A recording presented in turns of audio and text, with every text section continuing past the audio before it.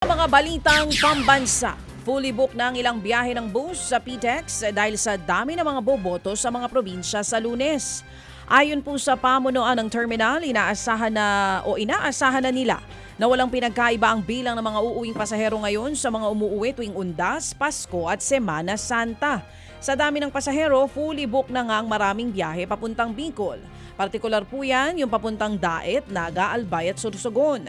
Ayon sa PTEX Management, may mga nakabantay ng kawani ng LTFRB para agad na baka pagbigay ng special permit sa mga karagdagang bus kung kakailanganin man.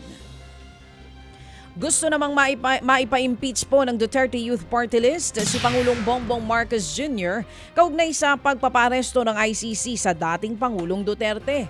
Kahapon, pumunta mismo sa opisina ng House Secretary General si Duterte Youth Party List Chairman Ronald Cardema. Sinubukan nilang maghain po ng impeachment complaint laban kay PBBM. 2 grounds for impeachment ang tinukoy sa reklamo.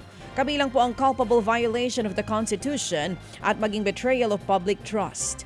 Yun nga lang, hindi pa formal na naisampa nila Cardema ang reklamo. Dahil may strategic planning daw ang opisina ng SecGen mula May 6 hanggang May 8. Babalik na lamang sa Martes ang kampo ni Cardema para formal na ma-file ang impeachment laban sa Pangulong Marcos. Nagsumite naman ang ikalawang batch ng mga ebidensya laban kay dating Pangulong Duterte ang prosecution sa ICC. Ayon po kay ICC Prosecutor Karim Khan, aabot sa 139 na bagong ebidensya ang gagamitin po nila laban sa dating Pangulo. Kabilang na po dyan ang ilang magpapatunay sa umano'y patayan noong siya'y Pangulo at Mayor sa Davao. Nagsumiti na rin ang kopya ng naturang mga ebidensya ang prosecution sa kampo po ng dating Pangulo. Ayon naman sa isang eksperto, patunay daw ang mga bagong ebidensya na mayroon talagang crimes against humanity na nangyari noong drug war.